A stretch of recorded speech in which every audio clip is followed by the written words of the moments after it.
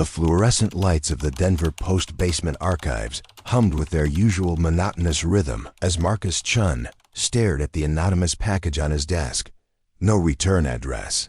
No postage stamp hand-delivered, according to the front desk receptionist who'd accepted it 3 hours ago. Just his name, printed in generic Arial font on a plain manila envelope. Inside, a single flash drive and a handwritten note on lined paper. You wanted the truth about the Maryline files. Here it is. Don't trust the official reports. A friend, Marcus leaned back in his chair, the worn leather creaking beneath him. At 42, he'd been doing investigative journalism for nearly 2 decades, long enough to recognize both a promising lead and a potential trap. The Maryline Communications story had been a minor footnote in tech industry news back in 2014. Just another telecommunications company liquidating assets, dismantling old infrastructure, selling off data centers to the highest bidders. Nothing newsworthy, or so everyone thought, but Marcus had heard whispers. Rumors passed between former Maryline employees in hushed tones at industry conferences.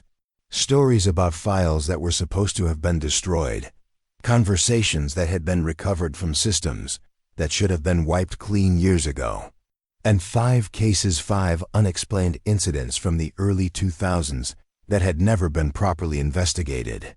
He inserted the flash drive into his computer, his fingers hovering over the keyboard as Windows recognized the device.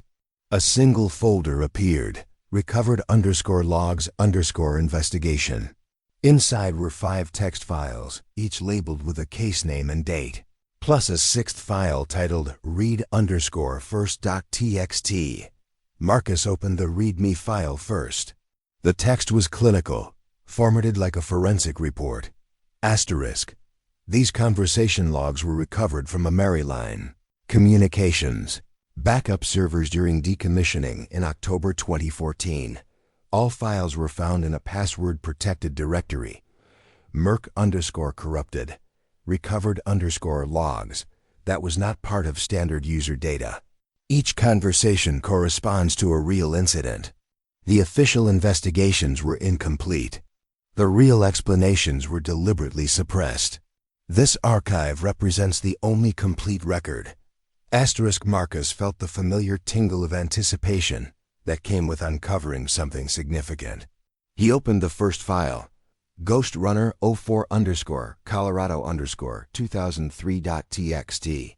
The conversation log was timestamped, formatted like the old MIRC chat clients from the early 2000s.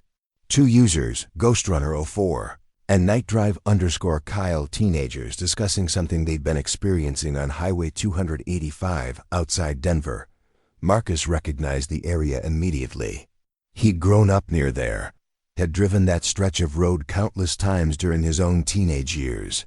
As he read through the conversation, his initial skepticism began to shift into something else. The chat showed 2 kids genuinely frightened, describing a figure that appeared to follow their car every time they drove the highway at night. The conversation grew increasingly frantic as they typed while driving, culminating in a message at 2:41 a.m. He's at the window. He's looking at me. Kyle, I can see his face. The log ended abruptly. Marcus knew this case. It had been in the local news back in 2003. 2 17-year-old boys found dead in a crashed vehicle on Highway 285.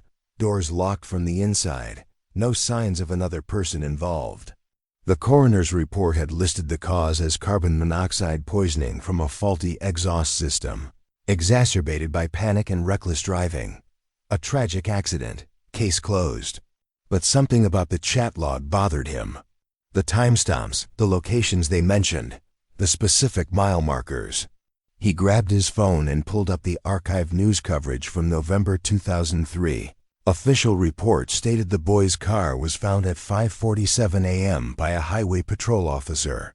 But according to the chat log, their last message was at 2:41 a.m., 3 hours unaccounted for. Marcus opened the second file. Sweet Melody 22_Massachusetts_2005.txt. This conversation was different in MSN. messenger log between a user named SweetMelody22 and 3 friends. The girl described hearing someone singing behind her, a voice identical to her own. The chat showed her friends initially dismissing it as stress from studying for finals, then growing concerned as her messages became more frantic. At 1:09 a.m., she typed, "There's someone at my bedroom door. She looks exactly like me." The conversation ended there. Marcus searched for Massachusetts missing persons cases from 2005. It took 20 minutes, but he found it. Amanda Richter, 18 years old, disappeared from her family home in Worcester on the night of March 15, 2005. Her laptop was found still running, MSN Messenger open, her bedroom showing signs of a violent struggle. No body ever recovered, no suspects ever identified. But the official investigation had focused on a possible abduction by someone she'd met online. Marcus pulled up the case files through his professional database access, scanning through police reports and witness statements. Something immediately stood out. Amanda's father had reported strange occurrences in the weeks before her disappearance. Someone had been accessing their home security system, disabling cameras for brief periods. Footprints in the backyard that matched Amanda's shoe size and gait pattern exactly. The police had dismissed it as the father's grief-induced paranoia.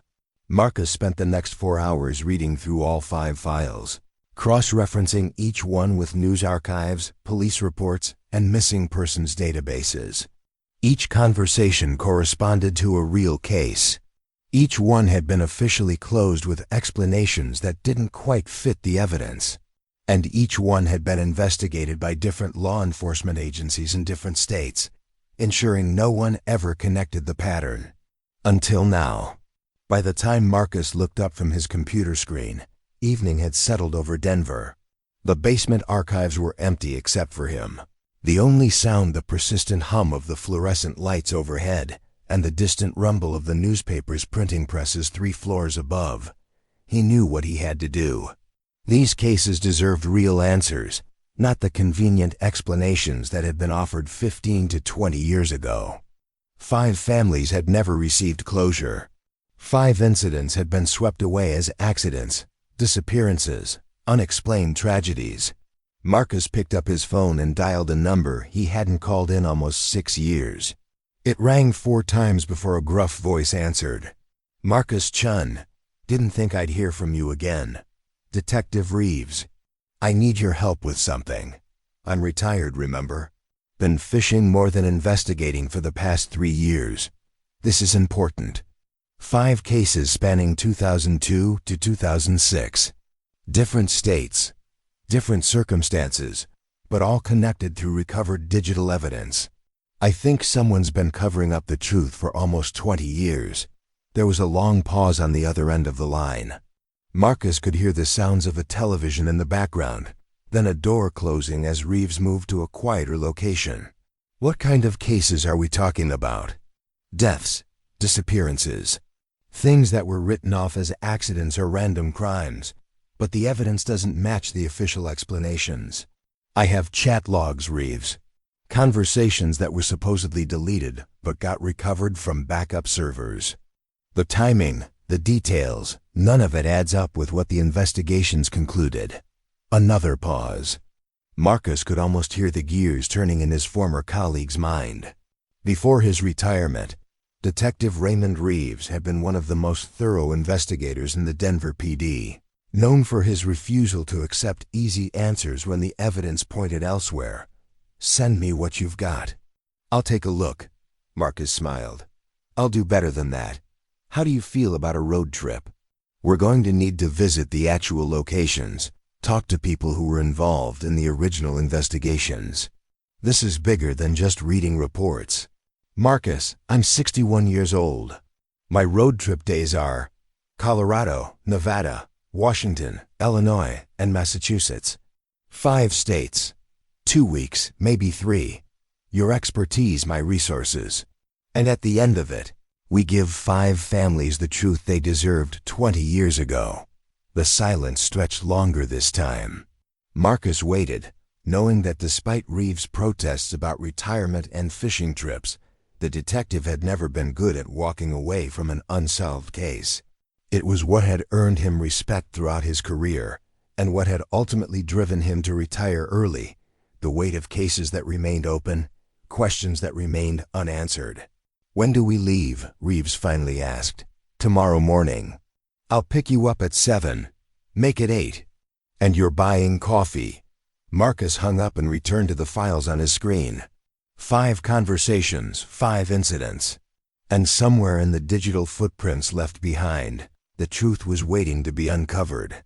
He created a new folder on his desktop and began organizing everything: chat logs, news articles, police reports, coroner's findings, witness statements. As he worked, a pattern began to emerge that he hadn't noticed during his initial review. Small details that connected across the cases, specific usernames appearing in multiple chat rooms, timestamps that aligned with other incidents, geographical connections that weren't immediately obvious. By midnight, Marcus had created a comprehensive timeline spanning 2002 to 2006, mapping out not just the 5 major incidents, but dozens of smaller events that seemed tangentially related. Chat room posts about strange experiences on remote highways, message board threads discussing unexplained disappearances, forum conversations that ended abruptly, the users never posting again. And underneath it all, a digital signature. Someone or multiple someones had been present in many of these conversations. Different usernames, different personas, but similar typing patterns, similar phrases, similar patterns of engagement. Marcus leaned back in his chair, his eyes burning from hours of staring at the screen. This wasn't just about explaining 5 tragic incidents. This was about uncovering a coordinated campaign of something that had been operating in the shadows of early internet culture, preying on vulnerable people in chat rooms and online communities. The question was, why? And more importantly, who? He shut down his computer and gathered his materials, securing the flash drive in his laptop bag. As he walked through the empty building toward the parking garage, Marcus couldn't shake the feeling that he was standing on the edge of something much larger than he'd initially realized. 5 conversations, 20 years of silence. Tomorrow the investigation would begin in earnest. The drive from Denver to the first location took Marcus and Detective Reeves through the same stretch of Highway 285, where Brandon Mills and Kyle Patterson had died in November 2003. Marcus had insisted on starting here, retracing the route the teenagers had taken on their final night. It was just after dawn when they pulled into a rest stop 20 miles outside the city. The morning air was crisp, carrying the scent of pine from the surrounding forest.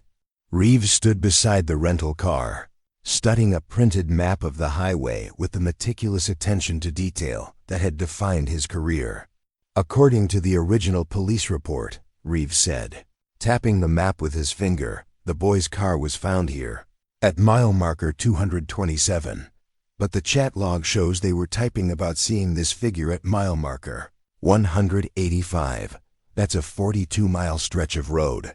At 70 miles per hour, that's about 36 minutes of driving, Marcus calculated. But their last message was at 2:41 a.m., and the car wasn't discovered until nearly 6 o'clock. What happened during those 3 hours? They drove the route slowly, stopping at each location mentioned in the chat logs. Marcus took photographs while Reeves made notes, documenting the terrain, sight lines, locations of emergency call boxes, and areas where a vehicle could pull off the main road. At mile marker 185, where the teenagers had first reported seeing the figure, Reeves pointed out something Marcus had missed: a dirt access road leading into the forest, barely visible from the highway unless you knew what to look for. Service road for the forest rangers, Reeves explained. But it's also used by hunters and, according to local law enforcement I spoke with yesterday, occasionally by people looking for isolated places to meet. Meet for what purpose? Drug deals mostly. Sometimes other activities that people don't want witnesses for. Reeves walked toward the access road, examining the ground. The original investigation never mentioned checking this area. They found the boy's car 42 miles up the road and assumed they'd been driving straight through. Got disoriented, crashed due to panic and carbon monoxide exposure. Marcus followed, his journalist's instinct recognizing the implications. But what if they pulled off here? What if someone followed them down this access road? They spent 2 hours exploring the area, finding evidence of recent used tire tracks, discarded beer bottles, the remains of a campfire. Nothing directly connected to the 2003 incident, but it established that this isolated location was known and used by locals. Back in the car, Marcus pulled up the chat logs on his laptop. Look at the timestamps again. Between 1:47 a.m. and 2:19 a.m., there's a 32-minute gap where neither Brandon nor Kyle sent any messages. That's unusual. Before and after that gap, they were typing constantly. You think they stopped somewhere during that gap? I think someone made them stop. The chat resumes at 2:19 with Brandon typing. He said he'd let us go if we did what he wanted. Does that sound like a ghost or supernatural entity to you? Reeves shook his head slowly. That sounds like a person making demands. What happened next in the chat? Marcus scrolled down. Kyle responds, we can't tell anyone. He made us promise. Then they start driving again, describing the figure following them. But look at how the language changes. Before the gap, they're describing something chasing their car. After the gap, they're describing someone they saw clearly, someone who threatened them. They encountered a real person, Reeves concluded. Someone who stopped them, who did something to them, threatened them, maybe worse, and then let them continue driving. The rest of the chat about the figure following them might have been their way of talking about it, without explicitly saying what happened. Kids that age, traumatized, scared, they might use that kind of coded language. Marcus nodded, feeling pieces of the puzzle starting to fit together. And the carbon monoxide poisoning? Could have been real, could have been induced. If someone tampered with their exhaust system during that 32-minute gap, the symptoms would have taken time to build up. By the time they reached mile marker 227, they might have been disoriented, hallucinating, unable to control the vehicle properly. They drove to the location where the car had been found. The area had been redeveloped since 2003. What had been an empty stretch of shoulder was now a small scenic overlook with parking spaces and a historical marker about the mining industry in the region. But the basic geography remained unchanged. A steep embankment on one side, the mountain rising on the other, limited visibility around a curve in the road. The police report says there were no signs of another vehicle being involved, Marcus said, reading from his tablet. No paint transfer, no secondary tire marks, no indication of a collision or pursuit. But there wouldn't be if someone tampered with their car earlier and then let them drive away. Reeves stood at the edge of the embankment, looking down at the ravine below. The carbon monoxide would have made them drowsy, confused. They might have simply drifted off the road, not even aware they were in danger until it was too late. Marcus took more photographs, documenting the scene from multiple angles. As he worked, his phone rang a number he didn't recognize with a Colorado area code. Marcus Chun. Mr. Chun, this is Diane Nils. Brandon Nils was my son. Marcus felt his heart rate quicken. He'd sent letters to the families of all 5 cases 3 days ago, explaining that he was investigating the incidents and asking if they'd be willing to speak with him. He hadn't expected responses so quickly. Mrs. Mills, thank you for calling. I know this must be difficult. Difficult was 22 years of not knowing what really happened to my boy. Her voice was steady but carried the weight of decades of grief. You said in your letter that you found evidence the investigation was incomplete. I want to know what you found. Marcus glanced at Reeves, who nodded encouragement. Mrs. Mills, I've discovered chat logs from the night Brandon died. Conversations between him and Kyle that weren't part of the original investigation. They describe an encounter with someone on Highway 285 before the accident. There was a sharp intake of breath on the other end of the line. Someone was with them. We believe someone stopped them, yes, possibly threatened them. The timing and the details in their conversation don't match the official explanation. The police told me it was just an accident, that the boys were driving recklessly, that the carbon monoxide from a faulty exhaust made them crash. They said there was nothing suspicious about it. I don't think it was just an accident, Mrs. Mills. And I don't think your son was driving recklessly. I think something happened to him and Kyle that night. Something that was deliberately covered up or overlooked. Will you find out the truth? That's exactly what we're trying to do. After ending the call, Marcus and Reeves spent another hour at the scene before heading back to Denver. They had an evening flight to Las Vegas, from where they'd drive to Nevada's Route 375, the location of the second case. The truck driver who'd reported hearing someone crying inside his empty trailer. On the drive back, Marcus reviewed the file on Thomas Parker, the truck driver from the truckstop_listener case. Parker had been 43 years old in 2002, a long-haul trucker with 18 years of experience and a spotless safety record. The night of the incident, he'd pulled into a rest stop along Route 375 around 2 a.m., logged into a trucker chat room he frequented, and reported hearing strange noises from his trailer. The chat log showed other users telling him to check it out, some joking that he'd picked up a hitchhiker, others suggesting it might be cargo that had shifted. Parker had said he'd check, then come back 15 minutes later, typing in all capitals, "There was someone in there. I heard them crying. I opened the door, and there's blood." The log ended there. Parker's truck had been found the next morning, empty, parked at the rest stop with the trailer door open. Blood evidence was collected later, determined to be from multiple sources, human, but too degraded for DNA analysis. Parker was never found, and the case was classified as a possible abduction or voluntary disappearance. The truck company had claimed their insurance and moved on. "What do you make of this one?" Marcus asked, showing Reeves the file. On the surface, it looks like Parker stumbled onto something he wasn't supposed to see. Someone was using his trailer with or without his knowledge to transport something or someone. When he discovered it, whoever was responsible had to silence him. But why leave the truck? Why not drive it away and dispose of the evidence? Because trucks have GPS tracking, logbooks, weight station records. Moving it would create a trail. Leaving it at a rest stop, making it look like Parker just walked away from his life, that's easier to explain. No body, no crime scene to process beyond the trailer itself. No clear leads to follow. They landed in Las Vegas just after sunset. The city's neon glow filled the horizon as they picked up another rental car and headed north into the Nevada desert. The drive to Route 375 would take about 3 hours, putting them at the location around 11 p.m. late enough for the roads to be mostly empty, similar to when Parker had stopped there 23 years ago.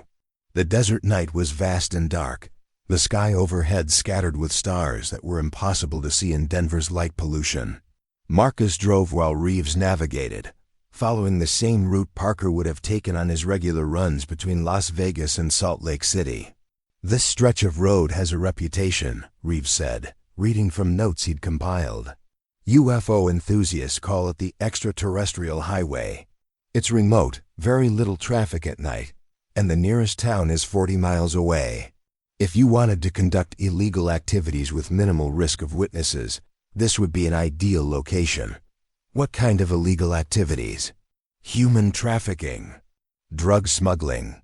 The border with Mexico is far enough away that it wouldn't be the first place authorities would look, but close enough that transportation networks could be established.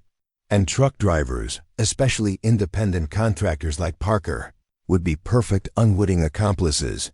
If someone could access their trailers during rest stops, they could use the trucks to move contraband without the driver knowing."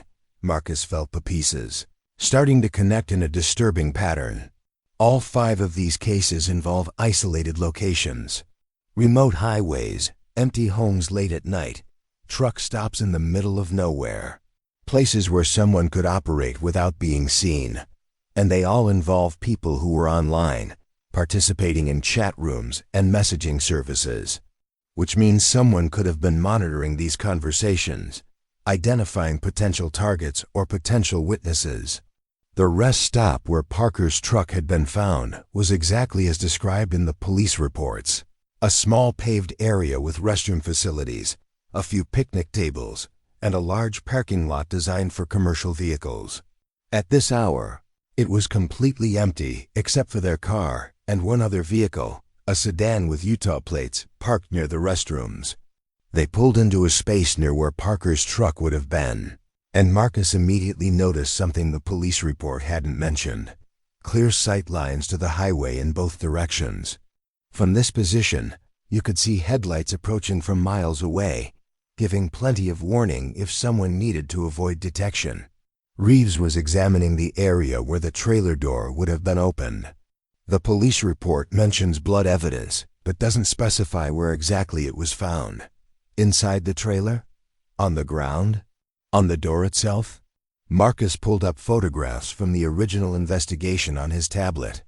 The images showed blood spatter inside the trailer, concentrated near the rear doors, with smaller amounts on the ground outside. The pattern suggested someone had been injured inside and either exited or was removed from the trailer. This wasn't a transport gone wrong, Marcus said, studying the images. This was a holding area. Someone was kept in that trailer, possibly for hours or days. Parker had been on the road for 3 days according to his logbook, making stops every few hours for rest and fuel. Any of those stops could have been when someone accessed his trailer, and when Parker heard them and investigated, he became a liability. A pair of headlights appeared in the distance, approaching from the south. Both Marcus and Reeves instinctively moved toward their car, hands near their phones, aware that they were isolated and vulnerable. The vehicle, a pickup truck with camping equipment in the bed, passed without slowing, continuing north toward Rachel, the nearest town. "Let's keep moving," Reeves said. "We're not going to find anything new here in the dark. We'll come back in the morning, talk to the local sheriff's department, see if anyone remembers this case."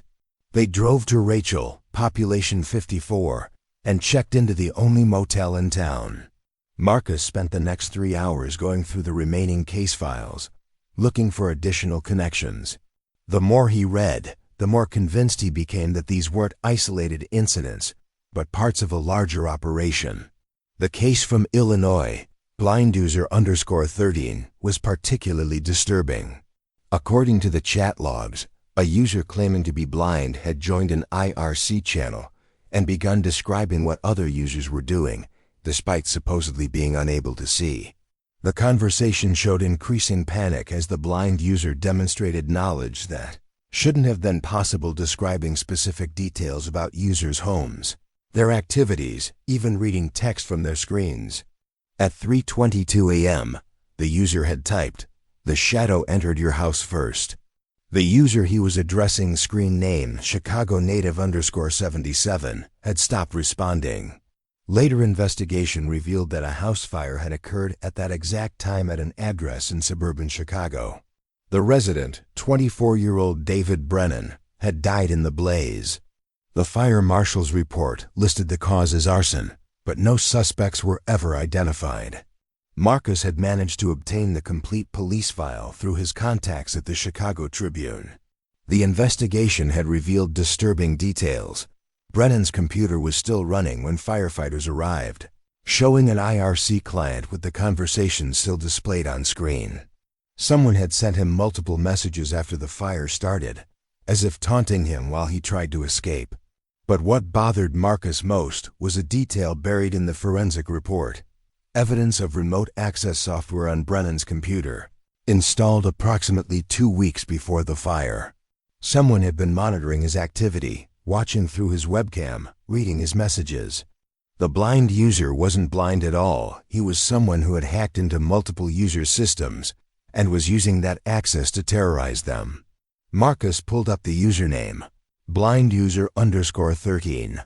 A quick search through the other case files revealed the same user had been present in the chat room where Amanda Richter, Sweet Melody 22, had been talking to friends on the night she disappeared. Different case, different state, different year, but the same username lurking in the conversation logs. He immediately called Reeves, who was in the adjacent room. "I found a connection. The same user appears in multiple case files. Someone was stalking these people online, monitoring their conversations, and in at least 2 cases, they were directly involved in what happened." Reeves appeared at the door moments later, fully dressed despite the late hour. Marcus showed him the evidence, watching as the retired detective's expression shifted from interest to grim understanding. "This isn't a series of random incidents," Reeves said. "Someone was running a coordinated operation using chat rooms to identify targets. They had technical skills hacking, remote access, surveillance. They had geographical reach 5 different states over 4 years. And they had a specific purpose, though we don't know what yet. The question is, who and why? Those are the questions that are going to get us the answers we need. But Marcus, we need to be careful.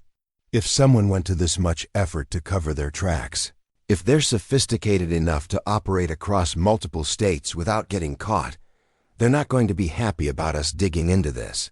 Marcus nodded, understanding the implicit warning. They weren't just investigating cold cases anymore.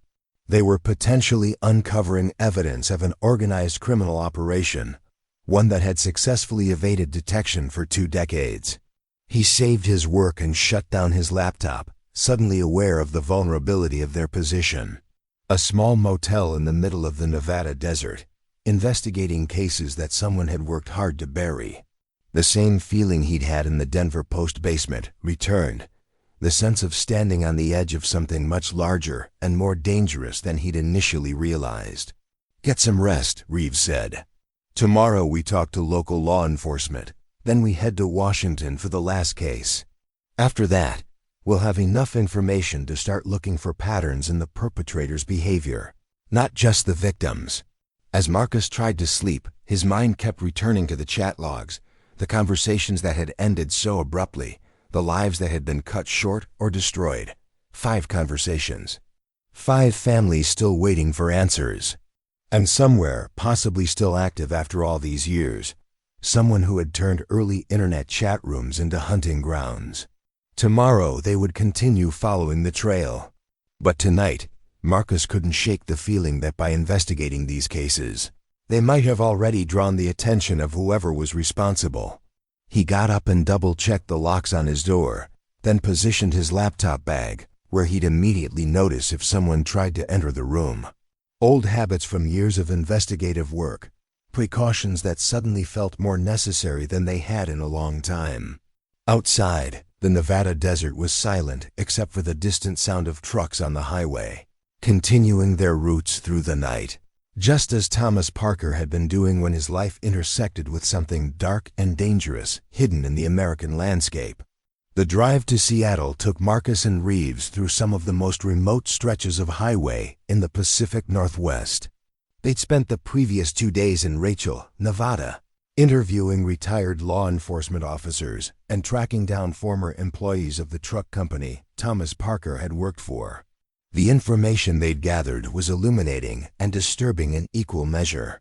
Parker's truck had been part of a fleet of 15 vehicles, all equipped with standardized GPS tracking and electronic logging devices.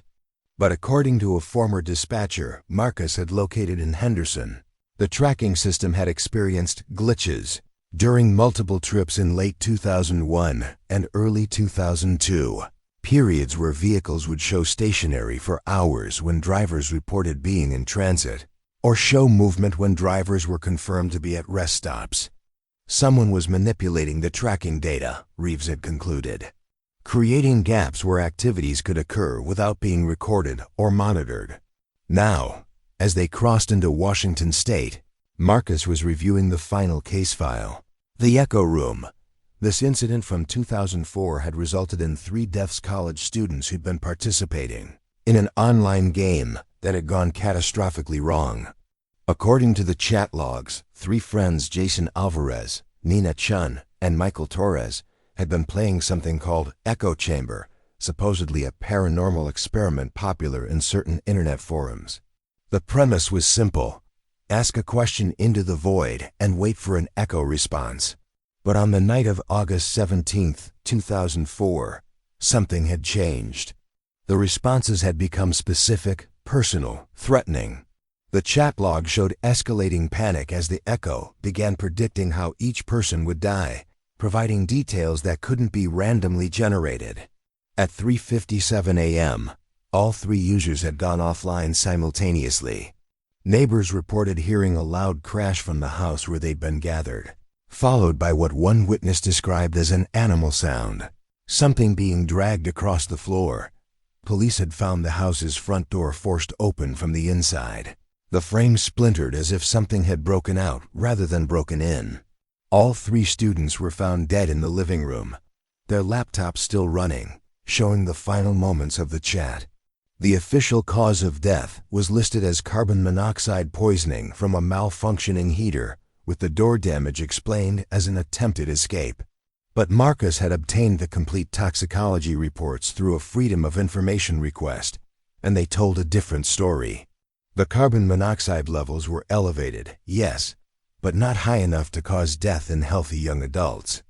The coroner had noted other finding signs of struggle, defensive wounds, indicators that contradicted the peaceful poisoning narrative. "This one's different from the others," Marcus said as they pulled into downtown Seattle. The previous cases involved isolation, remote highways, empty houses. This was 3 people together in a residential neighborhood. Someone attacked them in a group setting and managed to make it look like an accident. Or they were killed by carbon monoxide after all, and the door damage was from them trying to escape in their confusion, Reeves countered. "We need to see the actual crime scene. Talk to the original investigators. Don't jump to conclusions before we have all the facts." They'd arranged to meet with Detective Sarah Morrison, who'd been the lead investigator on the case and was now a captain in the Seattle Police Department. She met them at a coffee shop near Pike Place Market, a tall woman in her 50s with graying hair and sharp, analytical eyes. "I remember this case well," Morrison said, settling into a booth with a cup of black coffee. "It bothered me then, and it's bothered me for 20 years. The official explanation never sat right, but I couldn't prove otherwise. And the evidence we had supported the carbon monoxide conclusion." "But you had doubts," Marcus prompted. "Multiple. The door frame was splintered outward, which suggested force from inside, but the pattern wasn't consistent with people pushing or kicking. It looked more like something had been wedged into the frame and then violently removed. The positioning of the bodies was wrong. They weren't clustered near the door like you'd expect if they were trying to escape. They were arranged, almost staged around their laptops. Arranged by whom? That's the question I could never answer. There were no signs of another person in the house. No footprints, no DNA evidence, no fingerprints that didn't belong to the victims or people who'd visited the house previously. Whoever was there, if anyone was left no physical trace." Reeves leaned forward. "What about digital evidence? The computers, the internet connection, the chat logs? That's where it gets interesting." Morrison pulled out a folder she'd brought with her. "I kept copies of everything, even though the case was officially closed. The chat logs showed they were participating in this echo chamber game, asking questions and getting responses. But when our tech people analyzed the traffic logs, there was no external connection. The responses they were receiving appeared to be generated locally from one of the 3 laptops in the room." Marcus felt his pulse quicken. Someone was in the system. One of those 3 computers was compromised, and whoever hacked it was providing the echo responses. That was my theory, but I couldn't prove it. The IT forensics in 2004 weren't as sophisticated as they are now.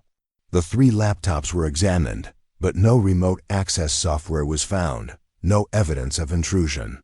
The tech report concluded the students had probably set up the responses themselves as part of the game, but you didn't believe that. I believed 3 college students died in a way that didn't make sense, and someone worked very hard to make it look like an accident." Morrison sipped her coffee, her expression troubled. "Over the years, I've kept an eye out for similar cases. Strange deaths connected to online activity, incidents that were explained away as accidents or suicides, but had inconsistencies. You'd be surprised how many there are. Marcus and Reeves exchanged glances. This was the breakthrough they'd been hoping for, someone in law enforcement who'd recognize the same patterns they were uncovering. "How many cases are we talking about?" Reeves asked. "Dozens, maybe more. Spread across different jurisdictions, different years. Most were closed quickly, written off as unfortunate accidents or the victim's own actions.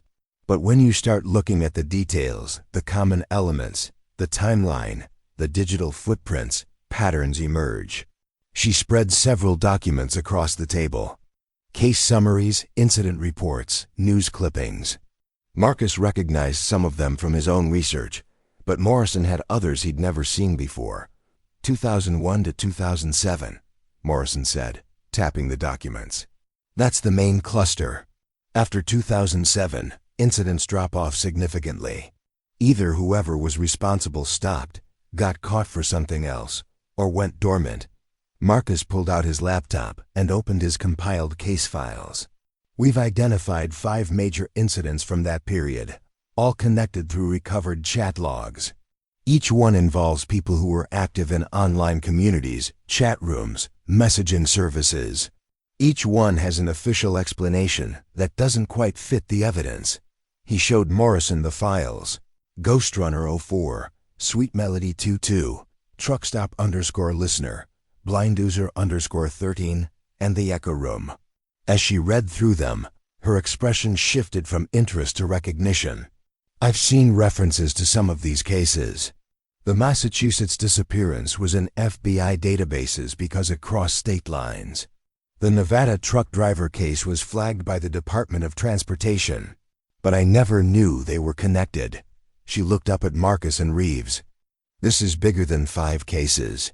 This is evidence of a serial predator operating through early internet infrastructure, or a group of predators," Reeves suggested. "The geographical spread, the different methods, the sustained operation over multiple years, that's a lot for one person." "Not if that person was highly organized and had the right technical skills," Marcus countered. He pulled up his analysis of the various usernames that had appeared across multiple cases. "We've identified at least 3 recurring identities that show up in different chat logs across different cases. Blinduser_13, someone using variations of Watcher in their username, and a third identity that kept changing names but had consistent typing patterns and phrases." Morrison leaned closer to examine the data. "You've done more analysis on this than any single law enforcement agency ever did. The problem with these cases was always jurisdiction. Each one happened in a different state, handled by different departments, with no central coordination. No one was looking at the big picture. Until now," Marcus said. "But we still don't know who. We have patterns, we have methods, but we don't have an identity. I might be able to help with that." Morrison pulled out her phone and made a call. "Give me a minute." She stepped away from the table, speaking in low tones to whoever was on the other end. Marcus used the opportunity to review Morrison's case files more carefully. One document in particular caught his attention: a supplementary report from a neighbor who'd been interviewed 3 days after the incident. The neighbor, an elderly woman named Ruth Castellano, had reported seeing someone leaving the house around 4:15 a.m. on the night of the deaths, about 15 minutes after the 911 call had been placed by another neighbor who'd heard the disturbance. The report had been filed but apparently never followed up on, dismissed as confusion about timing or a separate incident. But Castellano's description was specific: a person wearing dark clothing and carrying what looked like a laptop bag, walking calmly to a vehicle parked 2 blocks away. She hadn't been able to see the person's face or identify the vehicle model, but she'd noted it was a light-colored sedan, possibly white or silver. Morrison returned to the table, her expression suggesting she'd learned something significant. "That was a contact at the FBI's cyber division. I've been consulting with them for the past few years on cases with digital components. I gave them the overview of what you're investigating, and they want to meet with us." "When?" Marcus asked. "Tomorrow morning." "But there's something else." She sat down, lowering her voice despite the coffee shop's ambient noise providing cover. They've been tracking similar patterns for years, part of an investigation into early internet crimes that were never properly prosecuted. What you've uncovered might be connected to a much larger operation they've been trying to dismantle. What kind of operation? I can't say more until we meet with them.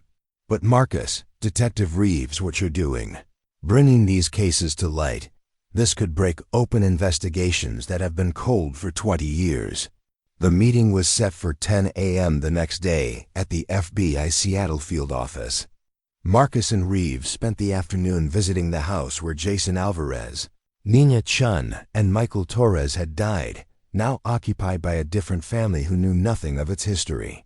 They walked the neighborhood, retracing the route Ruth Castellano would have had sight of that night, confirming that someone leaving the house and walking to a vehicle 2 blocks away would have been visible from her bedroom window. That evening, back at their hotel, Marcus received an email. The sender was anonymous, the message brief: "Stop investigating. You're putting yourself in danger. What happened 20 years ago is buried for a reason. Someone who knows." He showed it to Reeves, who immediately called Morrison. She arrived at their hotel 30 minutes later with a laptop and portable scanner. "Don't respond to it," she instructed, examining the email headers. "I'm going to forward this to the FBI cyber team. Let them trace the source." "But this confirms what I suspected. Someone knows you're looking into these cases, and they're not happy about it." "How would they know?" Marcus asked. "We've been careful about who we've contacted. You sent letters to the victims' families. You've been talking to retired law enforcement officers. You've been accessing old case files through official channels.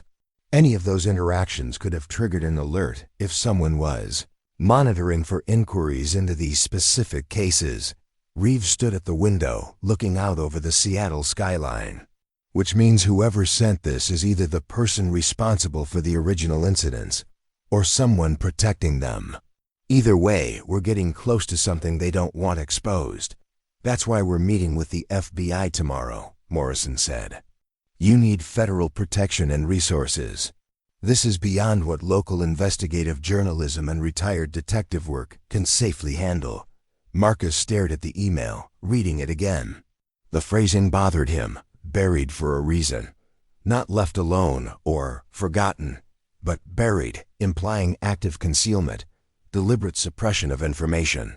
"What if it's not just one person?" he said slowly. "What if there's an institutional component? What if someone in law enforcement or government was involved in covering up these cases?" Morrison and Reeves exchanged glances. "That's a serious accusation," Morrison said. "But it would explain why so many cases were closed quickly, with inadequate explanations. Why evidence was overlooked or dismissed. Why no one connected the patterns even though they should have been obvious to anyone looking across jurisdictions. Or it could simply be that these cases occurred before modern digital forensics and coordination between agencies," Reeves countered. "We need facts, not conspiracy theories." But Marcus couldn't shake the feeling that they were missing something crucial. A piece of the puzzle that would explain not just who was responsible, but how they'd operated with such impunity for so long. The next morning, they arrived at the FBI field office early. The building was a modern structure of glass and steel, located in the northern part of the city. Morrison led them through security, up to the 4th floor, and into a conference room where 2 people were waiting. "Marcus Chun, Detective Reeves.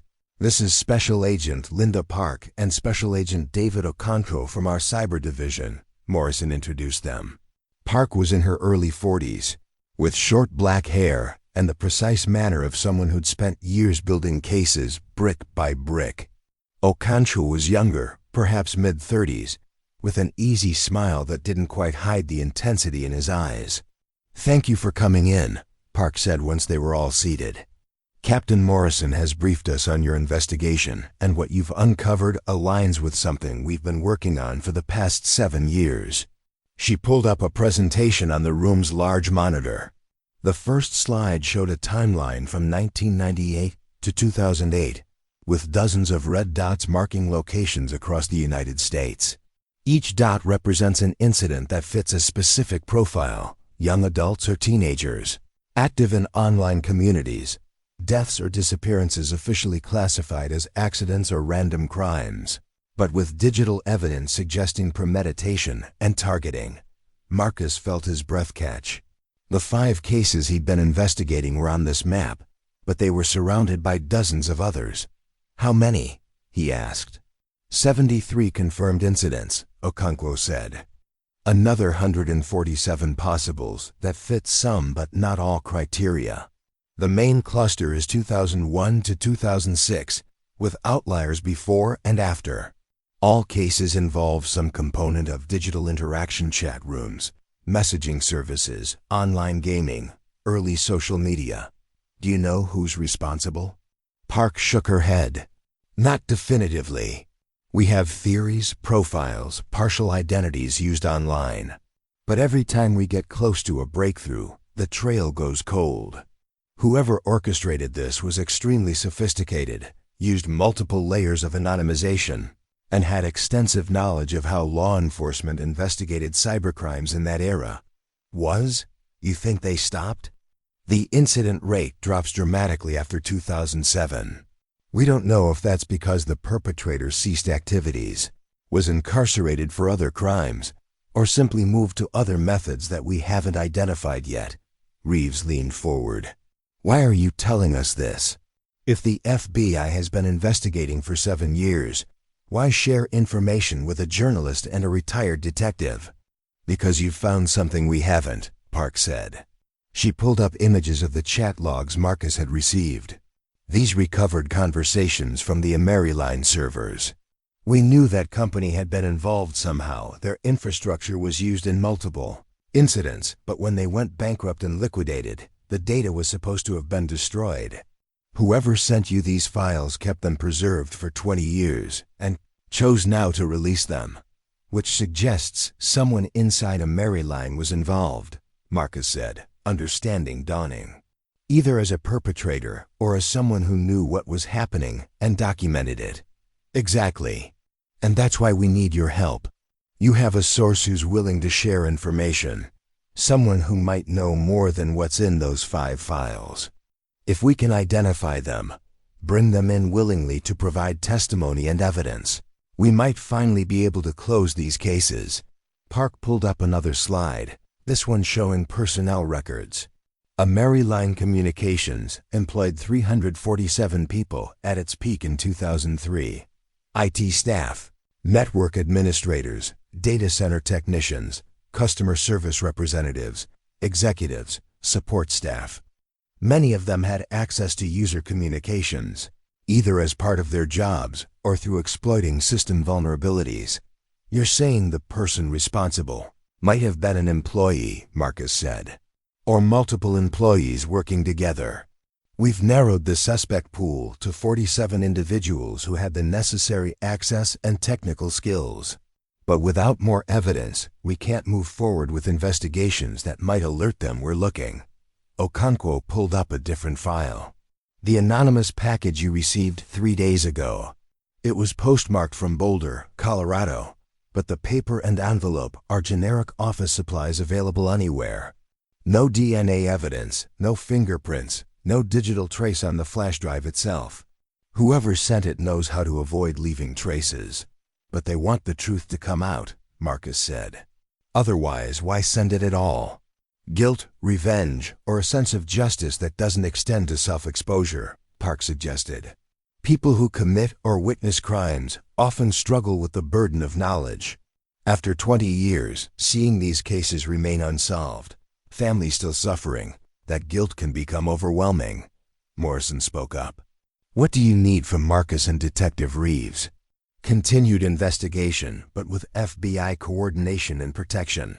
We'll provide resources, access to databases, and security. In return, you share everything you find, and you let us know immediately if your source makes contact again. Marcus considered the offer. It meant trading some independence for safety and resources, placing his investigation under federal oversight.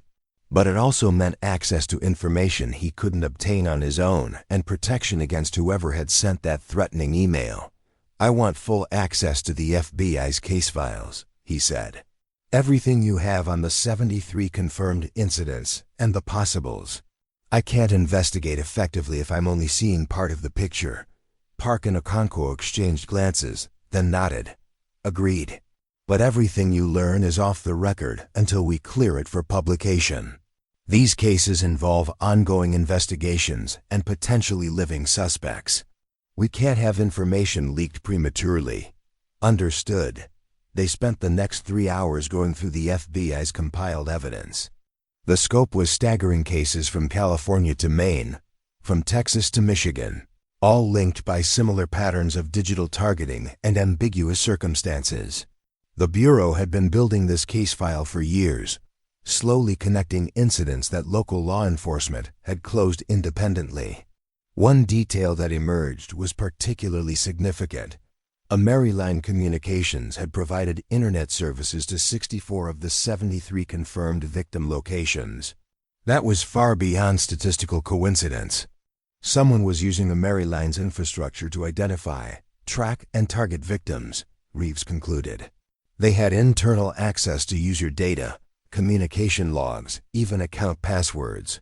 That's how they could monitor chat rooms, infiltrate private conversations, and know exactly when and where people were vulnerable. But Ameriline served millions of customers across the western United States, Marcus pointed out. How did the perpetrator choose these specific victims? What made them targets? Park pulled up psychological profiles. The commonalities are striking. Young adults, typically 17 to 25 years old. Tech-savvy enough to be active online, but not sophisticated about security. Often living alone or in situations with limited adult supervision. Many were going through transitional periods, starting college, moving to new cities. Relationship problems. Vulnerable, Marcus said. People who might not be immediately missed if they disappeared, or whose deaths could be explained away as accidents or poor judgment. Exactly. And people who spent significant time in public chat rooms and forums, making their habits and patterns observable to anyone watching. As they reviewed more cases, Marcus began to see the sophistication of the operation. This wasn't random, opportunistic crime. This was systematic, methodical, sustained over years. The technical infrastructure alone, the hacking skills, the social engineering, the ability to cover digital tracks, suggested someone with extensive training and resources. You said you've narrowed it to 47 suspects from Ameriline, Marcus said. What happens next? We start eliminating names based on additional evidence. Alibis for specific incidents, proof of being in different locations during key time periods, assessment of technical capabilities. You continuing your investigation gives us cover to ask questions and gather information without revealing we're looking at former Ameriline employees specifically. They broke for lunch, during which Morrison pulled Marcus aside. Are you sure about this? Once you're officially cooperating with the FBI, you lose some of your journalistic independence. They'll control what you can publish and when. But I'll get the truth, Marcus replied. That's what this has always been about. 5 families deserve to know what happened to their loved ones. If cooperating with the FBI is what it takes, I can live with some restrictions. Just remember, the FBI's goals and your goals may not always align. They want prosecutable cases and convictions. You want a story. Those things can diverge. The afternoon session focused on the threatening email Marcus had received. The cyber team's analysis showed it had been sent through multiple proxy servers and anonymizing services, making the source effectively untraceable. But the phrasing and timing suggested someone who was actively monitoring mentions of the Ameriline cases. Whoever sent this is either paranoid or vigilant, Okonkwo said. They're watching for any signs these cases are being reopened. The fact that they reached out to warn you off suggests they're concerned. You're getting close to something significant. Or they want to scare me into stopping, Marcus said. That too.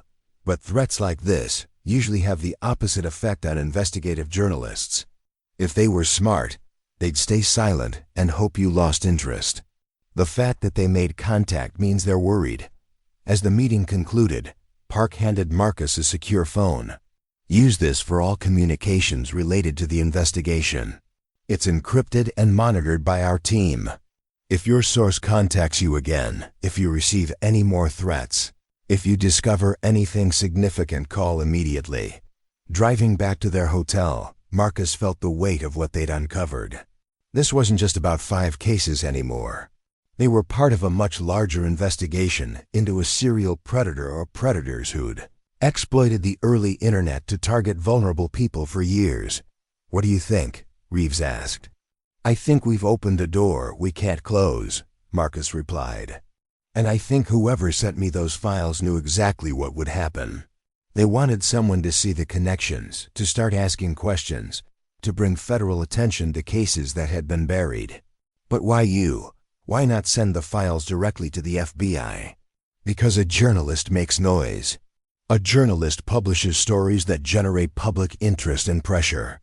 If they'd gone straight to the FBI, this could have been investigated quietly and potentially suppressed again if it got too complicated or implicated the wrong people. By giving it to me first, they ensured public scrutiny."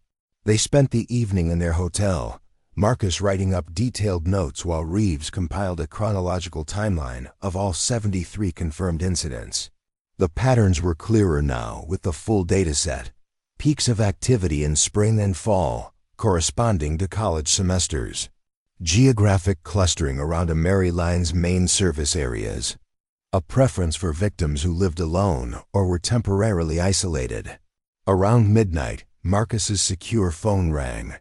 It was Park. "We have a development. One of the 47 suspects on our list just tried to access old Maryline backup servers through a known exploit.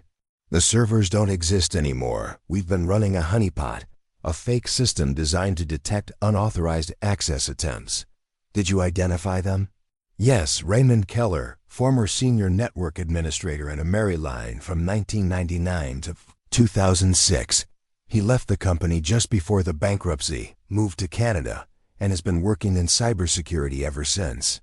We're coordinating with Canadian authorities for an interview." Marcus felt adrenaline surge through his system. This could be the breakthrough they needed. "When?" "Tomorrow morning. We're flying up to Vancouver. I want you and Reeves there, if this is our guy. You've been living with these cases for days. You might recognize details or inconsistencies we'd miss. We'll be ready." As Marcus ended the call, Reeves looked up from his laptop. "This is it, isn't it? We're about to find out who was responsible. Maybe, or we're about to find out how deep this really goes." Neither of them slept well that night. They were too close to answers, too aware that the next day might fundamentally change their understanding of everything they'd uncovered. 5 conversations from 20 years ago, preserved against all odds, had led them to this moment. Tomorrow they would finally learn the truth. The flight to Vancouver departed Seattle at 6:30 a.m., carrying Marcus, Reeves, Park, and Okonkwo through gray morning clouds that reflected the Pacific Northwest's perpetual drizzle. None of them spoke much during the 90-minute flight, each absorbed in preparing for the interview that could crack open 20 years of unsolved cases. Raymond Keller's address was in a quiet suburb east of Vancouver, a modest 2-story house on a street lined with maple trees. Canadian authorities had already confirmed he was home, conducting routine surveillance that showed a man in his late 40s who lived alone, worked remotely, and maintained minimal social contact. "We're approaching this as a witness interview, not an interrogation," Park explained as their rental car pulled onto Keller Street. "He hasn't been charged with anything, and we don't have enough evidence yet to arrest him. We need him to talk voluntarily. What if he refuses?" Marcus asked. "Then we thank him for his time and continue building our case until we can compel cooperation. But people in his situation, if he is involved, if he's been carrying this guilt for 20 years, they often want to talk. They want to explain, to justify, sometimes just to finally tell someone what they've done." 2 Royal Canadian Mounted police officers were already positioned outside the house in an unmarked vehicle, a precaution in case Keller tried to flee. Park approached the front door with Okonkwo, while Marcus and Reeves waited by their car, close enough to observe, but not so close as to be intimidating. Keller answered on the second knock. He was tall and thin, with receding brown hair and the pale complexion of someone who spent most of their time indoors. His expression showed surprise but not alarm, suggesting he'd been expecting some kind of contact eventually. Raymond Keller? Park showed her credentials. I'm Special Agent Linda Park with the FBI. This is Special Agent David Okonkwo. We'd like to talk to you about your time at Ameriline Communications. I figured you'd come eventually, Keller said quietly. How much do you know? Why don't we come inside and discuss it? Keller stepped aside, allowing them entry.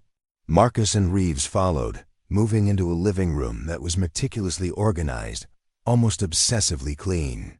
The furniture was minimal, the walls bare except for a single photograph, a younger Keller standing with an elderly woman, both smiling at a graduation ceremony. My mother, Keller said, noticing Marcus looking at the photo. She passed away in 2007. After that, there wasn't much reason to go back to the States. They sat in the living room, Keller in an armchair while the others arranged themselves on a couch and additional chairs. Park placed a small recording device on the coffee table.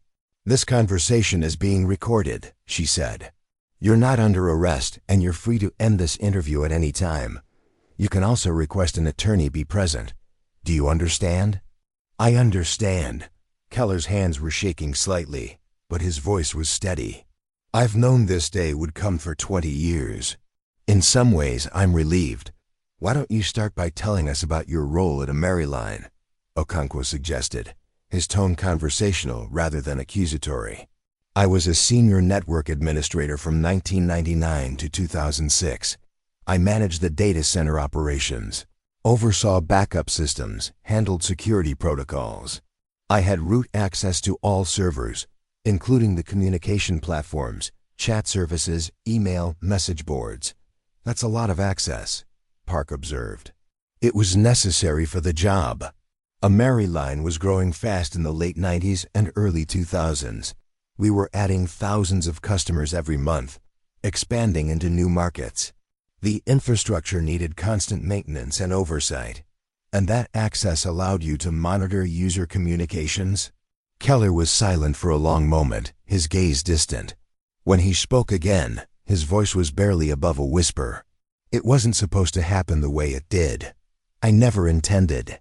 I never wanted anyone to get hurt. Marcus felt his pulse quicken. This was a confession beginning to unfold. Why don't you tell us how it did happen? Okonkwo said gently.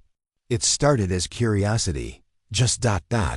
Looking at what people were saying in chat rooms, reading message exchanges. Ameriline's privacy policies were weak back then. We didn't have the same regulations and oversight that exist now. As long as I was careful, I could access almost anything without leaving traces. What were you looking for? Park asked. At first, nothing specific.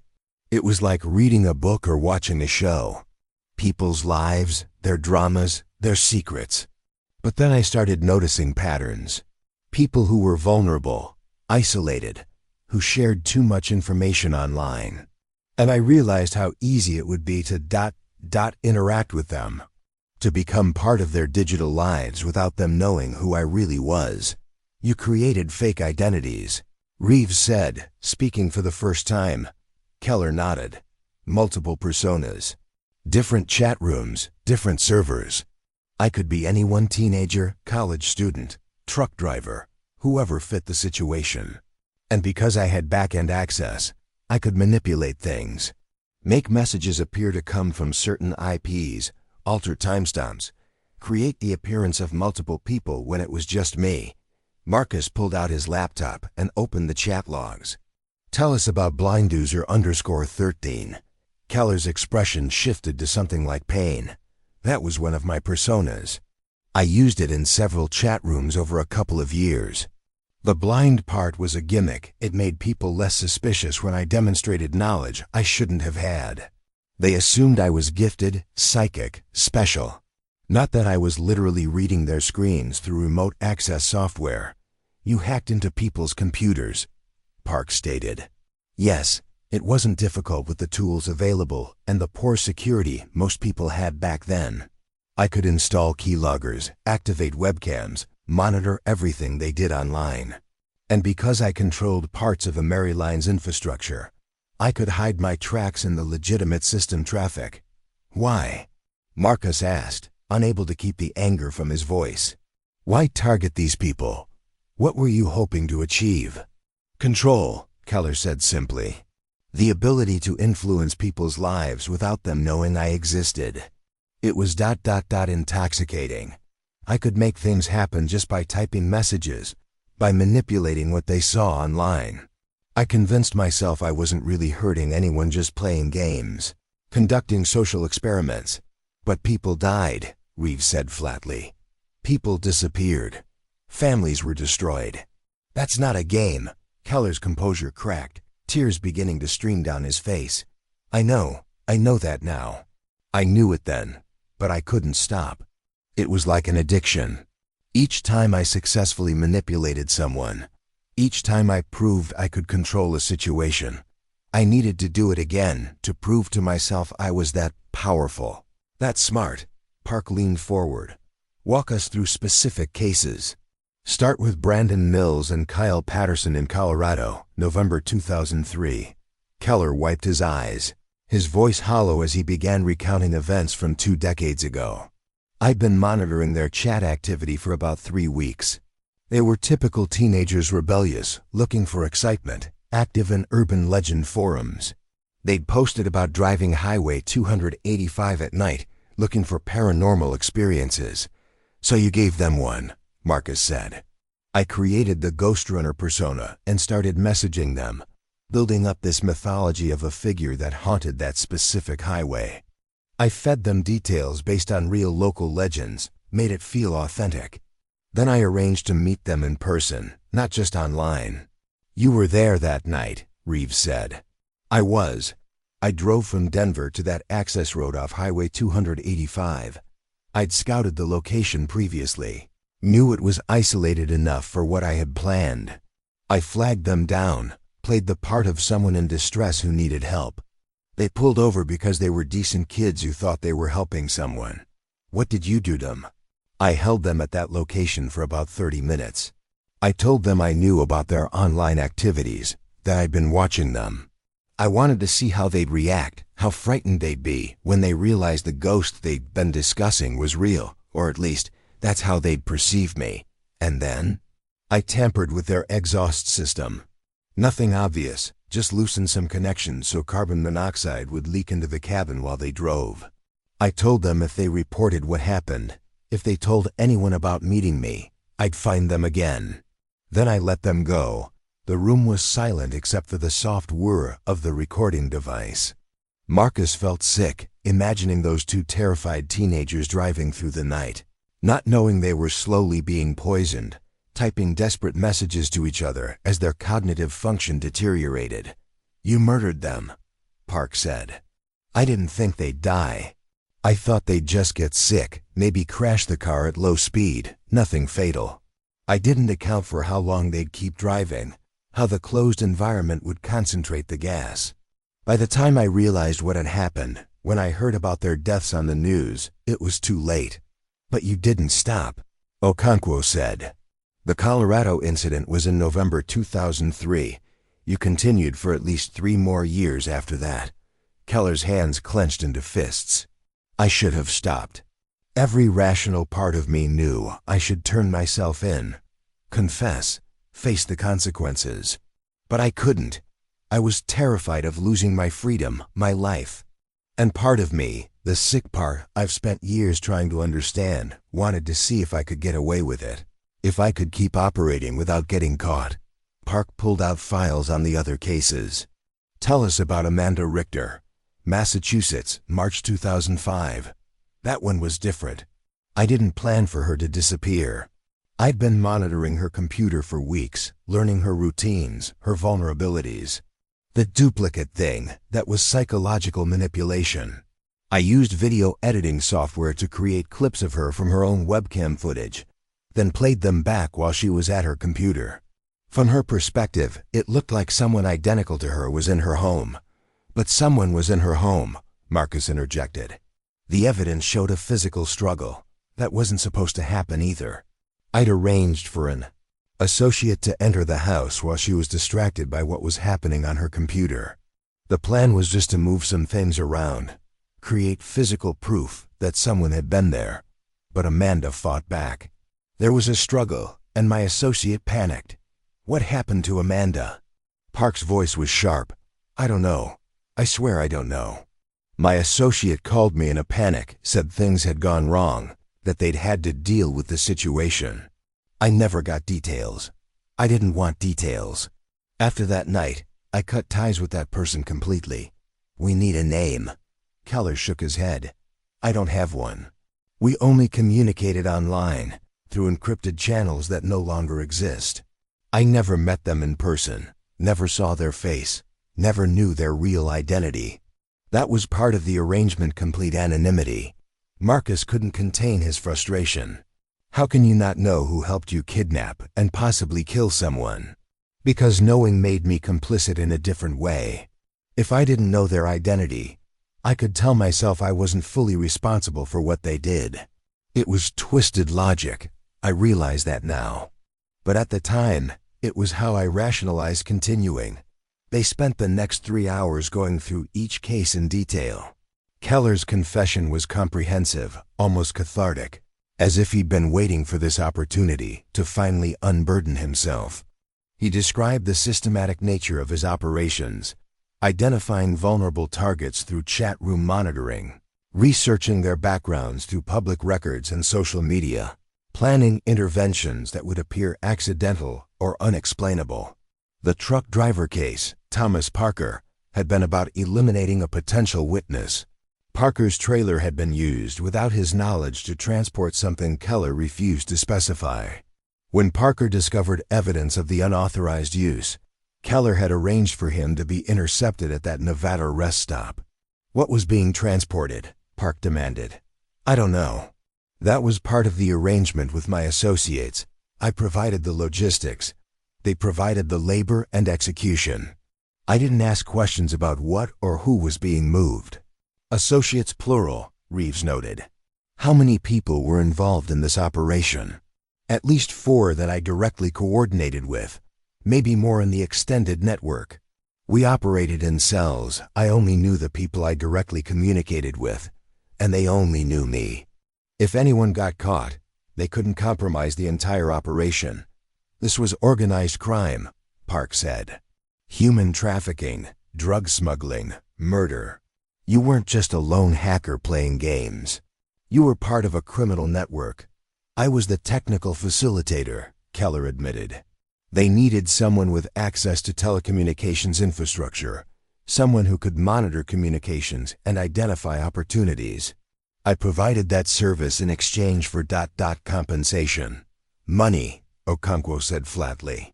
Yes, significant amounts, all paid in cryptocurrency and offshore accounts. By 2006, I'd accumulated enough to disappear, to start over somewhere else. When Ameriline started having financial problems, and it looked like the company might fold, I saw my chance. I erased as much evidence as I could, deleted logs, corrupted backup files. Or at least I thought I'd deleted everything. Marcus pulled out the flash drive he'd received. Someone preserved the chat logs. Someone kept evidence of what you did. Keller looked at the drive with an expression of resignation. I'm not surprised. In a company that size, with that many systems and that much data redundancy, completely erasing information is nearly impossible. Someone with the right skills and access could have preserved specific files, hidden them where I wouldn't think to look. Who? I don't know. Could have been another IT staff member who noticed something suspicious. Could have been someone in management who wanted insurance against future problems. Could have been one of my associates, keeping leverage against me.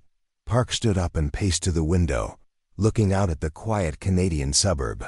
Raymond Keller, based on your confession to involvement in multiple deaths and disappearances between 2002 and 2006, I'm placing you under arrest. Canadian authorities will process extradition to the United States, where you'll face charges including murder, conspiracy to commit murder, kidnapping, computer fraud, and wire fraud. Keller didn't resist as Okonkwo read him his rights and secured handcuffs. He looked almost relieved, as if the weight he'd been carrying for 20 years was finally being lifted. As the RCMP officers led him out to their vehicle, Keller paused in the doorway. "The families," he said, looking back at Marcus. "Tell them I'm sorry. I know that doesn't undo what happened, doesn't bring anyone back, but they deserve to hear that someone is being held accountable, even if it's 2 decades too late." After Keller was taken away, the 4 of them remained in his living room, processing what they'd just heard. Park was already on the phone with FBI headquarters, coordinating the investigation into Keller's associates and the larger criminal network he'd been part of. "We'll need to search this house thoroughly," she said after ending the call. "Computers, documents, any evidence that could identify his associates. And we'll need to go through Maryline's remaining records, find out who else might have been involved." Marcus felt emotionally drained. They had answers now, not complete ones, but more than the families had received in 20 years. Raymond Keller would face justice for his role in at least 5 deaths and disappearances, possibly more as the investigation continued. But the confession had also opened new questions. Who were Keller's associates? What had been the purpose of their criminal network? And who had preserved those chat logs, keeping them safe for 2 decades until someone decided to send them to a journalist who would know what to do with them? "The person who sent you the flash drive," Reeves said, echoing Marcus's thoughts. "They knew what Keller had done. They wanted him caught. But why wait 20 years? Marcus asked. "Why not come forward when it happened, when evidence was fresh and cases were still active?" "Fear," Okonkwo suggested. If they were part of the same organization, coming forward meant implicating themselves. Or maybe they were waiting for Keller to feel safe, to let his guard down enough that he'd confess when confronted. Park looked at the recording device, still capturing their conversation. "We have enough for murder charges on the Colorado case, and possibly the Washington case. The others, Massachusetts, Nevada, Illinois, those will depend on finding additional evidence or testimony from Keller's associates. But this is a start." They spent the rest of the day coordinating with Canadian authorities and beginning the search of Keller's residence. His computer systems were seized for forensic analysis, his financial records subpoenaed, his internet history reconstructed. The digital footprint of 20 years of life in hiding was being systematically documented and analyzed. That evening, as they prepared to fly back to Seattle, Marcus received another email from the anonymous source. "You did well. Keller was just the beginning. The network is larger than you know, and many are still active. I'll send more information soon. Stay vigilant." A friend, he immediately forwarded it to Park, who traced it through the same labyrinth of proxy servers as before. The source was being careful, but they were also committed to seeing this through. "We're going to need you to continue investigating," Park said. "Keller's arrest will make news, which will panic his associates. Some will go to ground, but others might make mistakes. Your journalism provides cover for the investigation. People will talk to a reporter when they wouldn't talk to the FBI. What about protection?" Reeves asked. "If there's a larger network and they see Marcus as a threat, we'll provide security. Unmarked vehicles, regular check-ins, panic buttons. But the best protection is moving fast, solving these cases before anyone can organize a response." On the flight back to Seattle, Marcus stared out the window at the darkening sky, his mind replaying Keller's confession. A man who'd started with curiosity and voyeurism had ended up facilitating murder and kidnapping, all while telling himself he was just playing games, just exercising control. How many others were out there, he wondered, using the internet's anonymity and reach for similar purposes? How many cases that looked like accidents or random crimes were actually something more sinister, orchestrated by people who knew how to manipulate digital evidence and exploit law enforcement's limited understanding of cyber capabilities? 5 families would finally get some answers. Brandon Mills and Kyle Patterson's mother would learn that her son hadn't died in a simple accident. The Richter family would know that Amanda hadn't simply disappeared, she'd been targeted, stalked, ultimately taken by someone who'd viewed her as nothing more than a pawn in a twisted game. But justice, Marcus realized, was going to be complicated and incomplete. Keller could be prosecuted for the crimes he'd committed directly, but what about his associates? What about the larger network that had used Ameriline's infrastructure for years? What about all the other cases, the 73 confirmed incidents, the hundreds of possibles that might never be fully solved? The investigation was just beginning, but at least now they had a starting point. A name, a confession, and the promise of more information from whoever was feeding them evidence. As the plane descended into Seattle, Marcus made a decision. The story was going to be told, all of it in full detail. Not just the cases they'd solved, but the scope of what had been uncovered. The American public deserved to know that in the early days of the internet, when everyone was still learning how to navigate digital communication, predators had been learning too, and some of them had never been caught. He opened his laptop and began writing. The article would need to be carefully worded, coordinated with the FBI to avoid compromising ongoing investigations. But the fundamental truth needed to be shared.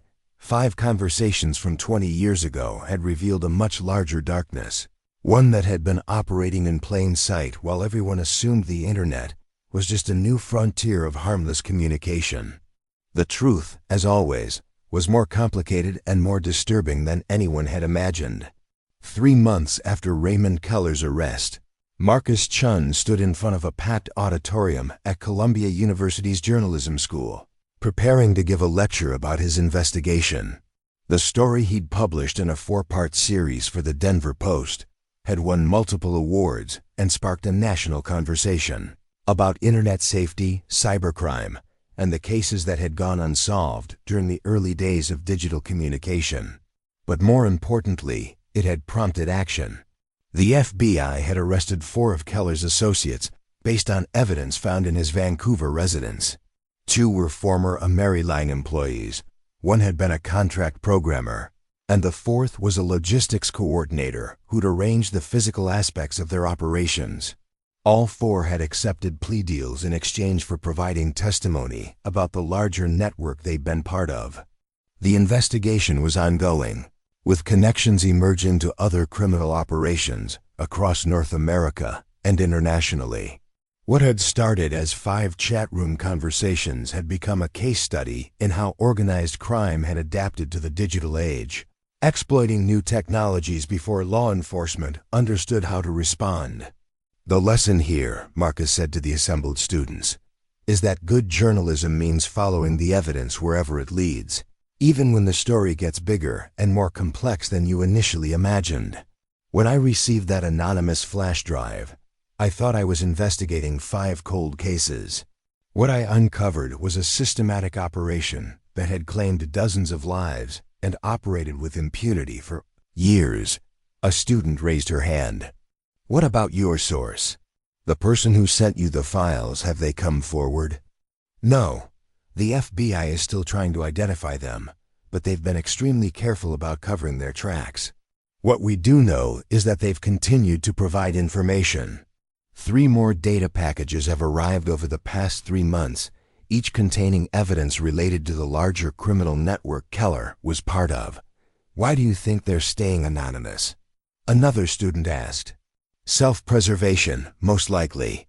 If they were part of the organization, coming forward publicly means incriminating themselves. By providing evidence anonymously, they can assuage their guilt while avoiding legal consequences. Does that bother you? That someone who might have been involved in these crimes is using you as a conduit for redemption without facing justice themselves? Marcus had wrestled with this question for weeks. Yes and no. Ideally, everyone involved would face prosecution. But practically, law enforcement often relies on cooperating witnesses and anonymous sources to build cases against more significant targets. If my source's information leads to justice for the victims and prevents future crimes, that's a net positive. even if the source themselves never faces charges. After the lecture, Marcus met with Detective Reeves at a coffee shop near campus. The retired detective had been consulting with the FBI throughout the investigation, helping to connect digital evidence with physical crime scenes and traditional investigative techniques. "How are the families doing?" Reeves asked, stirring sugar into his coffee. "As well as can be expected. Diane Mills, Brandon's mother, told me she's finally found some peace. She knows what happened to her son now, knows it wasn't just a tragic accident. The Richter family is still hoping Amanda's body will be found. They want to bring her home for a proper burial. The others are processing everything, going through therapy, trying to make sense of 20 years of waiting. And you? How are you holding up?" Marcus considered the question. The investigation had taken a toll: sleepless nights, constant anxiety about his source's next communication, fear that Keller's remaining associates might come after him. The FBI protection had been intense for the first month, but had gradually scaled back as arrests were made and threats diminished. "I'm tired," he admitted, "but also energized. This story matters." The response has been incredible. The FBI has received hundreds of tips about similar cases. Law enforcement agencies across the country are reopening old cases with digital components. Families are finally getting answers. His phone buzzed with a message from Special Agent Park. "Need to meet. New development. Usual place, 6 p.m. They met at the FBI's field office in Manhattan, in the same type of conference room where they'd reviewed Raymond Keller's confession months ago. Park looked excited, the kind of controlled enthusiasm that came from a significant breakthrough. "We've identified your source," she announced without preamble. Marcus felt his pulse quicken. "Who?" "Jennifer Hartwell. She was a data security specialist at Ameriline from 2001 to 2007. Worked in the same department as Raymond Keller. She's the one who preserved the chat logs and other evidence. Where is she now?" "Portland, Oregon. We brought her in voluntarily this morning. She's prepared to make a full statement about what she witnessed at Ameriline and why she waited until now to come forward." Park pulled up a photograph on the conference room screen. Jennifer Hartwell was in her late 40s, with short gray hair and tired eyes that suggested she'd carried a heavy burden for a long time. "She wants to meet with you," Park continued. "She asked specifically if you'd be willing to interview her. We've agreed, with the understanding that her full testimony is subject to legal restrictions and our ongoing investigation." "When?" "Tomorrow. We're flying you to Portland in the morning." That night, Marcus couldn't sleep. The woman who'd sent him those files, who'd kept those chat logs safe for 20 years, who'd chosen him specifically to receive them. Tomorrow he would finally meet her and understand why she'd done. The flight to Portland was turbulent. Spring storms rolling through the Pacific Northwest, creating choppy conditions that matched Marcus's unsettled thoughts. Reeves had come along, curious to meet the source who'd made their entire investigation possible. Jennifer Hartwell was waiting in an interview room at the FBI's Portland office, accompanied by her attorney. She looked older than her photograph, worn down by years of secret-keeping and guilt. "Mr. Chun," she said as they entered. "Thank you for coming. I've been following your articles. You told the story well, Ms. Hartwell, or can I call you Jennifer?" "Jennifer is fine." She folded her hands on the table in front of her. "I imagine you have a lot of questions. Why did you wait so long? If you had evidence of what Raymond Keller was doing, why not come forward 20 years ago?" She took a deep breath. "Because I was complicit. Not directly, I never participated in any of the targeting or the crimes themselves, but I knew something was wrong. I saw the patterns in system access logs, noticed data being manipulated, found evidence of unauthorized communications monitoring, and I did nothing. Why? Fear, self-preservation. Raymond was senior to me, well-connected within the company. If I'd reported what I suspected, there was no guarantee anyone would believe me.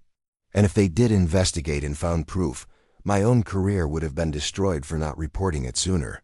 So you just let it continue? Not entirely. I started documenting everything. Every suspicious access log, every anomaly in user data, every conversation I overheard that suggested something improper was happening. I created hidden backup folders, preserved chat logs that were supposed to be automatically deleted.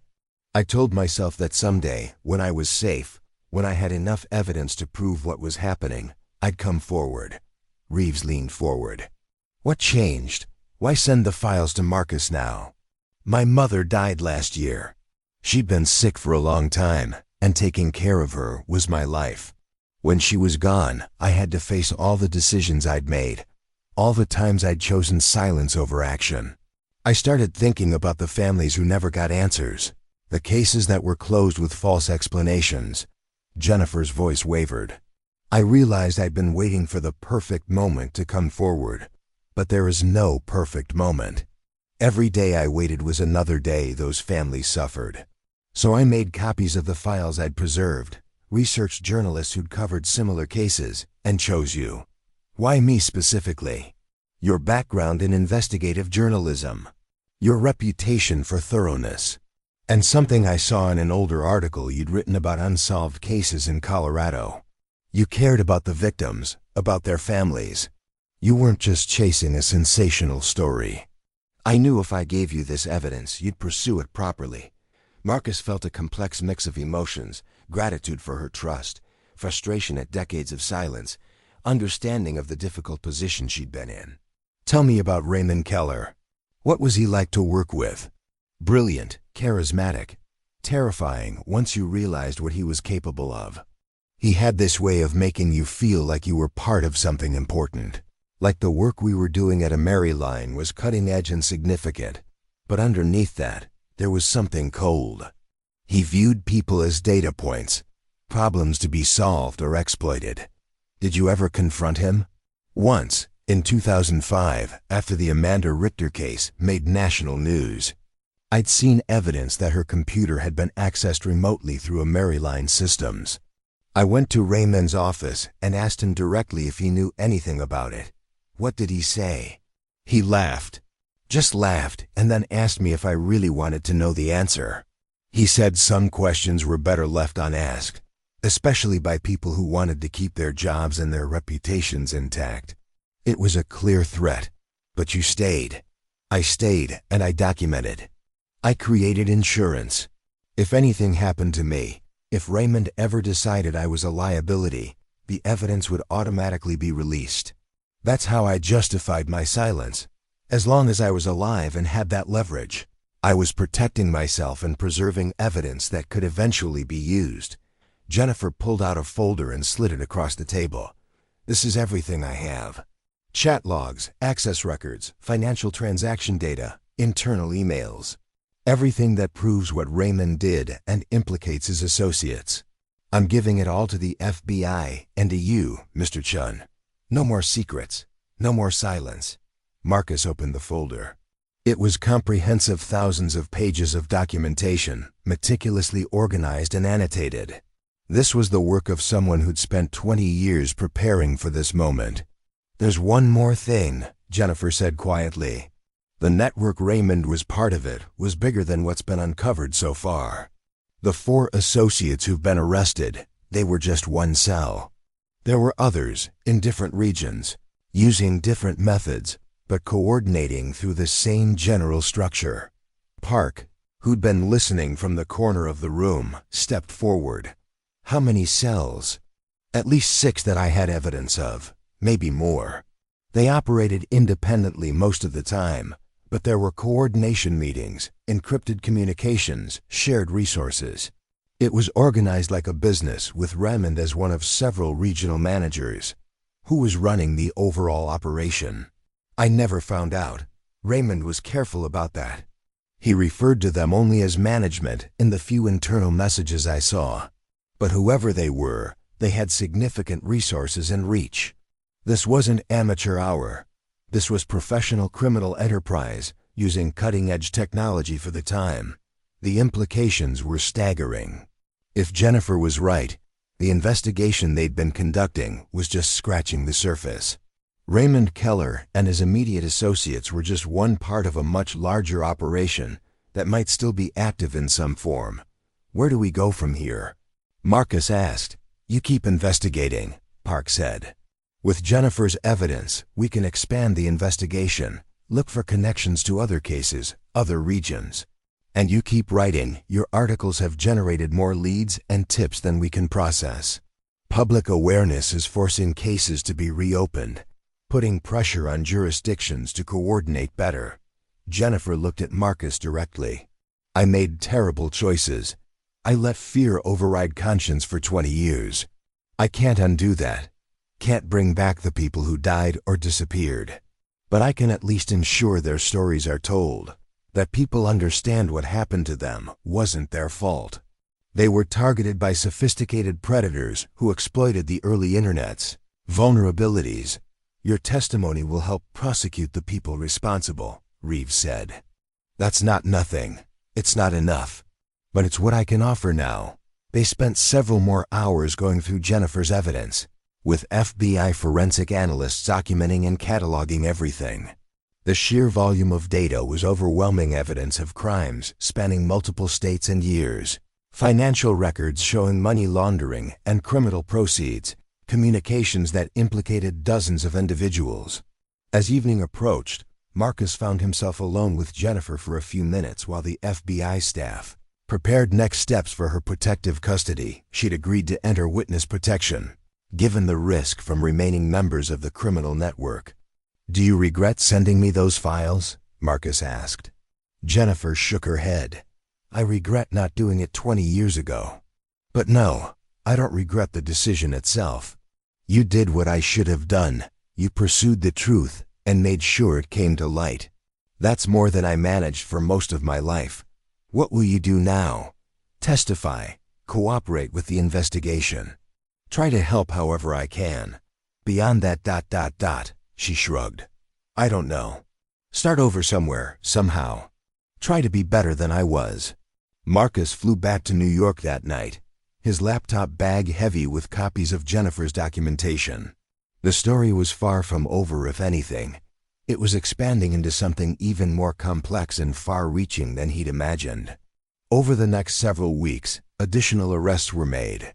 The 6 cells Jennifer had identified were systematically dismantled, leading to 23 arrests across the United States, Canada, and Mexico. Each arrest opened new leads, revealed new connections, pointed toward the larger structure of the criminal enterprise. But the masterminds, the management Jennifer had referenced, remained elusive. Whoever had organized and overseen the operation had insulated themselves carefully, using layers of intermediaries and cutouts to avoid direct exposure. Marcus continued writing, publishing updates as new information emerged. His articles were syndicated nationally, reaching millions of readers and generating intense public interest. Television networks produced documentaries based on his reporting. Law enforcement agencies used his work as training materials for how to investigate complex cybercrimes.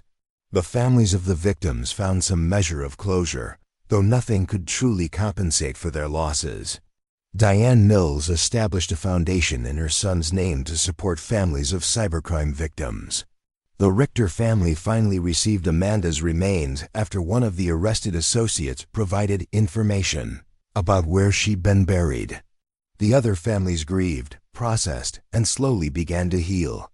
6 months after Raymond Keller's arrest, Marcus received one final message from an anonymous source, not Jennifer this time, but someone new. You've done well exposing one network, but understand that it was just one of many. The internet created opportunities for predators that most people still don't comprehend. Some learned their lessons and went dormant. Others evolved, adapted, found new methods. Stay vigilant, keep investigating. The digital frontier is still largely lawless, and families like those you've helped deserve the truth. An observer, Marcus showed the message to Park and Reeves. They discussed whether to try tracing it, but ultimately decided to let it stand as a reminder. Their work was important and ongoing. There will always be more cases, Park said. More victims, more predators, more families needing answers. But what you've accomplished here, Marcus bringing attention to these crimes, forcing law enforcement to coordinate better, giving victims a voice. That's legacy work. That's how you change systems, not just solve individual cases. A year after starting his investigation, Marcus stood once again before an audience, this time at a conference on cybercrime prevention. He shared the story of 5 conversations from 20 years ago, the trail of evidence that led to uncovering a major criminal network, and the lessons learned about internet safety, digital forensics, and the importance of persistent investigation. The internet connected us in ways previous generations couldn't imagine, he concluded. But it also created vulnerabilities that took us years to understand and address. The cases we investigated happened because people didn't realize how exposed they were online, how much information they were sharing, how easily predators could exploit that access. Today, we have better security, better awareness, better law enforcement tools. But we can't become complacent. Technology evolves, criminals adapt, and new vulnerabilities emerge constantly. The best defense is education, awareness, and a commitment to investigating suspicious deaths and disappearances with the thoroughness they deserve. 5 families waited 20 years for answers. How many others are still waiting? How many cases were closed too quickly, written off as accidents or random misfortune when they deserve deeper investigation? That's the question that keeps me working, keeps me digging, keeps me believing that journalism, real, persistent, thorough journalism matters. As Marcus fielded questions from the audience, he thought about the journey that had begun with an anonymous flash drive on his desk.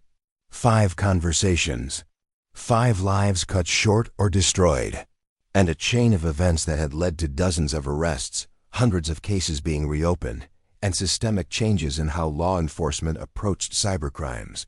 The work wasn't finished. It would probably never be finished. But for the families of Brandon Mills, Kyle Patterson, Amanda Richter, Thomas Parker, David Brennan, and the 3 students from Washington, there was finally truth, finally accountability, finally justice, even if delayed by 2 decades. And somewhere, an anonymous observer was watching, approving, and perhaps already preparing the next revelation that would expose another dark corner of the digital world. Marcus's phone buzzed. A text from Reeves. Got a call from FBI. They want to discuss a potential case in Arizona. Early 2000s similar patterns. Interested? Marcus smiled. Of course he was interested. That was the nature of this work. Each answer led to new questions. Each solved case revealed others still waiting for attention. He replied, "When do we leave?" The investigation would continue. The stories would be told. And families still waiting in the dark would finally get the light they deserved. Because that's what truth demanded, and Marcus Chen had learned that pursuing truth, no matter how long it took or how difficult the journey, was the most important work he could do. 5 conversations recovered from the past had changed everything. And there were always more conversations to uncover, more truth to reveal, more families to help. The work, Marcus realized, had only just begun.